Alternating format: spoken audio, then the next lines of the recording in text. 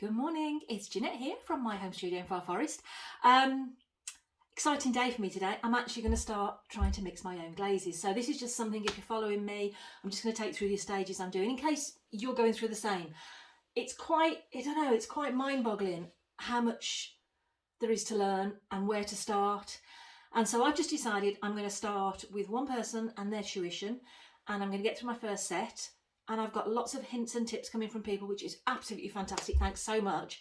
But I think I need to just stick with what I'm following Joe at Forge Creations on his first 5 as my starting point. I'm going to go pretty much to the letter to his instructions for my first run, just to start to get a feel for things. And then I might start to be able to understand a bit more, to experiment. I don't know. So if you want to follow along, what I'm going to try and do is just briefly explain how I've got myself set up to this point, very briefly. I'll try and link as much as I can into the notes. When I get to the point that I need to start working with all the chemicals, I need to put my mask on. So then that will be a repetitive thing. So I'll just put the mask on, I won't talk, and possibly fast forward a little bit through that process. So what I'm trying to do is mix up my tests at the moment. Then the second stage is that I'm going to apply them to test tiles. I've made my test tiles. They're currently in the kiln, bisque fire cooling down. It's at 270 degrees centigrade. So I don't know how long this is going to take, whether I'll actually start dipping and testing them today, or if I just make my glazes. So where am I starting? If you've seen my first video, you'll know I'm following Joe at Forge Creations, and he has the first 5 ingredients, which I've got 5 kilogram tubs of those ingredients. Then these are the colorants that I've got for my first 7 that I'm going to make. I've got 26 recipes, actually 25 because one's just a floating base that is a duplicate. 25 recipes that I like that use all of these base ingredients plus some colorants. I'm going to start by doing 7 of them. Depends how I go, I might make up all 26, so at least I've then got 26 tests ready to do 26 test tiles. I'm just trying to understand the process. So I've printed out from Joe's site the recipes, which are from his Glaze site. And these are all called a floating, Old Forge floating. So there is one base recipe, which is the floating base, which contains 5 ingredients, and then that base all has colorants added into it. So I've decided I'm going to make those 7 together. I'm going to make 7 bases and then put the various individual ingredients into it. So I'm going to make them in these containers. I've got labels for each of the floating I'm going to do, which is floating cobalt, floating copper, floating chrome, floating rutile, floating iron and chrome, floating iron, and floating pink. For every sheet which has got the ingredients gone, I've indexed them, and so on here I've got that index number. I've also just popped on here their Old Forge. I'm going to stick these labels on my container, and yeah, I've put on here what cone he suggests they fire to. Most are 4 to 7, there's one that's 5 to 7. I fire at a hot 6.5.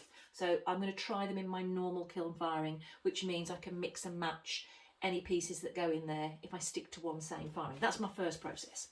I've got a couple of glazes that I had to get from a different supplier where they don't come in the tubs. So I've just got some old glaze bottles and some old tubs. So I'm going to transfer these 2 tubs because I just feel it's easier to work with when I'm making them. Equipment that I've got my scales, which I've had these for about 2 years. This side does like clay weights. This is micro measurements, so this is the one I'm going to use for the ingredients for the glazes. I've got from the kitchen, they've suddenly become part of the studio, just some measuring spoons. I thought they might be easier for me to get out small containers, small quantities. I've got a brush for when I need to sieve. It's an old brush, it's a pathetic brush, I never use it, so I've just cut it down to make it a little bit more bristly. Ooh, I need to clean that. It's got something still in it, need to clean that. I've then got my lawn sieve. Now this lawn sieve, I thought I had to put it on top of here, which is where I'd got a gap. I don't have to put it on here, I've been researching last night. I have to actually pour it from here, into something else, and then keep rotating that round. So my husband did make me from an old plastic bottle, and I don't know what this thing's called, but you know, when you tighten it, he made me that, which fits perfectly now over this. So it's almost like a funnel. So that would have worked into there if ever I needed it. So I'm hanging on to that, but I don't need that now. I just found, I don't know how long it's going to last because it's quite flexible, but this had actually some baking cupcake paper cases in it. But that is the perfect size for me to pop that in. So I'm going to use that to pour this into here, use the brush to sieve it through, then you take this, pour it back into there and do that 3 times potentially. So I've got that, and that I'm going to use as my sieve. I've got my ingredients, my base ingredients, I've got water, and most importantly, I've got my mask. So I'm going to start, which I'll have to put the mask on so you won't know quite what I'm doing. I'm going to lay out, you'll see me laying out my 7 sheets, and I'll have a tub on each one. I'll put my labels onto each of my tubs. I'm then going to have just a container, it's an old takeaway container, that will be in front of each tub. And I will then put each tub onto here. I will zero my plastic tub. I'll put in the first ingredient in, and then I'll put that on my paper lined up, ticking off as I do each one. So my first ingredient is Ferro Frit 3134. I will do that for 7 of them. They all have got 30. Oh, I've just seen some of them don't have the same quantity. They've got the same ingredients but possibly different quantities. So I've got to really pay attention to the paperwork and do the exact ingredients. I'm always going to do them in this same order.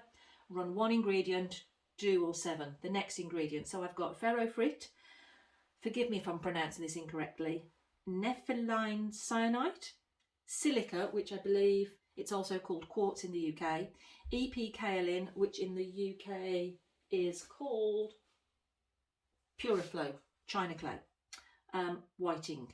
Those are my base 5 ingredients in every single one. I then have extras, which my extras that are going into these 7, tin oxide, titanium dioxide, bentonite, chrome oxide, red iron oxide, titanium dioxide, bentonite, rutile, chromium oxide. So just 1, 2, 3, 4, 5, 6, 7, 8 in different combinations. And I actually have only bought another 6 more colourants. So that's my whole list in total, and it will do all 26. So I'm going to get my mask. You'll see me get set up, put my mask on, I'll work my way through, and I wonder how long this is going to take me. I feel a bit disjointed, I don't quite know. I want to start, but I feel like I'm going to have forgotten something. I've also actually, yes, I've cleaned all my tops and all my work surfaces nearby of anything that I've had, you know, standing at the back. Wiped everything down so that I'm going to be able to do a complete wet wipe down afterwards. So for any of the dust that comes from here, I'm going to try and keep it very contained. Apparently you have to wear the mask every time you're working with the dry ingredients. Once they're in water, then I can take the mask off, but then I'll do a big clean down. I don't have a fan. I'm near a window, which I will open.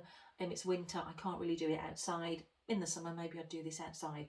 So I'm just going to make sure that I wipe down all my surfaces really well, have my mask on. So let's go. I'm going to turn the camera just on the table so you can see what I'm doing. Okay, see you in a bit. Bye-bye.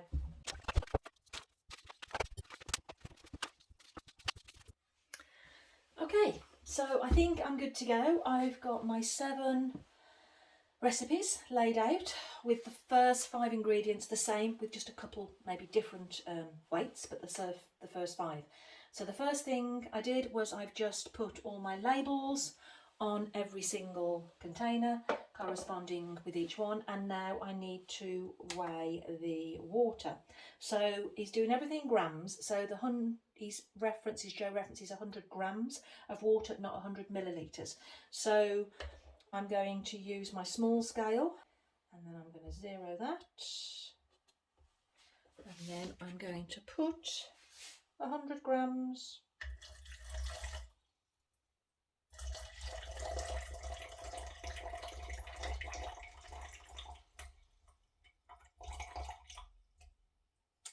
Okay, now I've got to think how I get the extra out easily.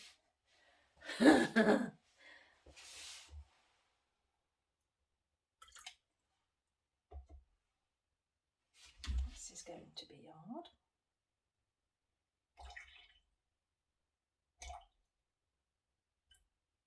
$99.8. 100. Okay, so I'm just going to do that for every single one.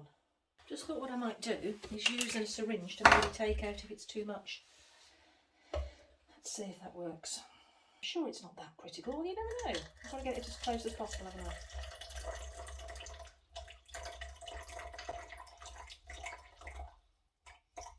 I'm definitely doing it real time with me. Right, I've done way too much now. That's 102 grams.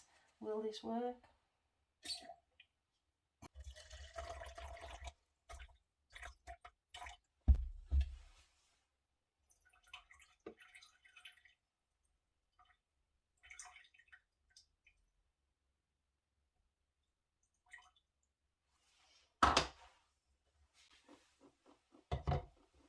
Okay, that worked. Putting the last little bit on with here.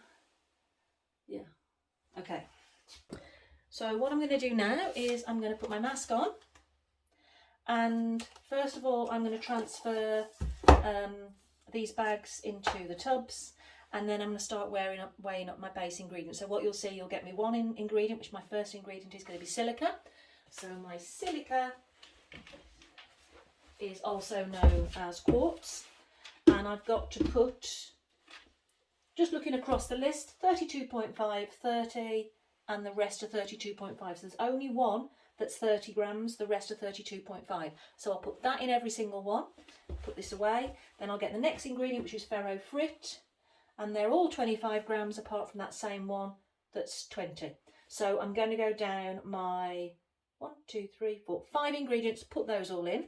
Then they're all the same. Then I'm going to go on my extras and I will put the relevant amounts in, which the smallest quantity is 1. Wow, I've got one that's 0.1. I was going to say it was 1 gram, 0.1. These scales do go down that low. So it's that one that's got slightly different. It's the pink. I'm going to give it a go. Let's see how it works. I'm hoping my scales are accurate. I'll soon going to find out if not, but they're supposed to be. So I'll put you on silent and also put it on a hyperlapse so that you can see what's going on, but it should move forward a little bit faster. Okay, speak to you in a bit. Bye bye.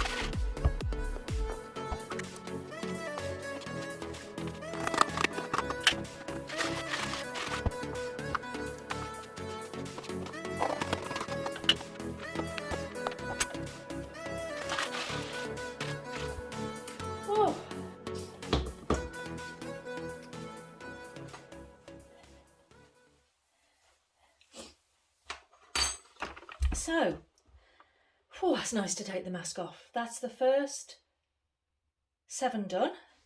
Crazy thing is, like all glazes, they don't look anything like the colour they're going to be. So this is actually a blue glaze. This is pink. This is going to be blue. This is like an orange tangerine, soft orange colour. This is the only one that's similar, it's like a bluey green. This one, floating copper, is bluey greens.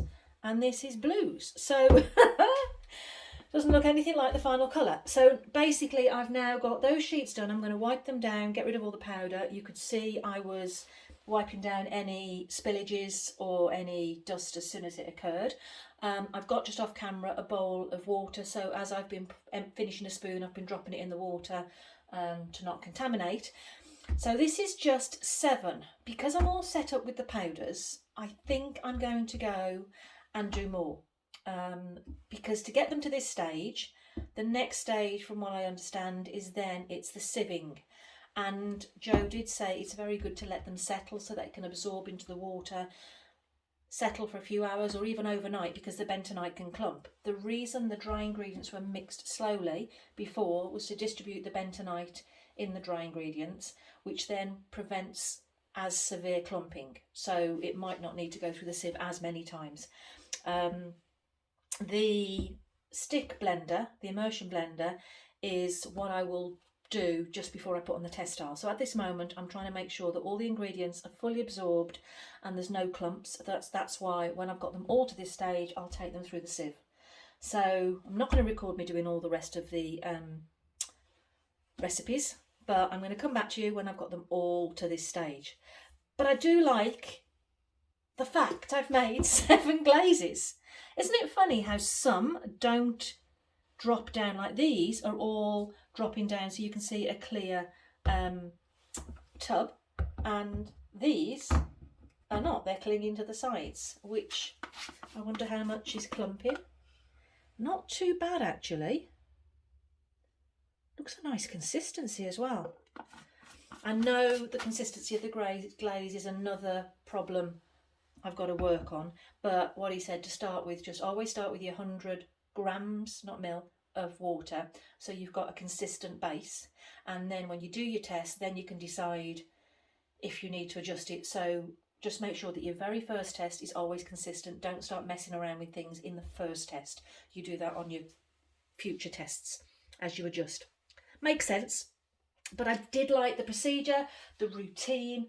Had a couple of spillages, learned a few little things along the way. Like the one thing that I found was easier was when I was weighing the ingredients. I don't know if you saw, but I just got a piece of paper folded into 4 and I placed that on top of the ingredients when I'm weighing, rather than using the square tub. Because if I'd over put a quantity and I need to take it out, I didn't want to sort of like delve into the rest of the mixture to get out if I'd overweighed something. So that just allowed me to not use the extra container. So I'm potentially going to use that technique as I go forward. Just put a piece of paper over the top of the ingredients in the tub to weigh, and then tip them in. So it's constant, just keeping them in the same tub, but I can take off surplus materials if I've overweighed. So see you in a little while. Okie doke, bye bye.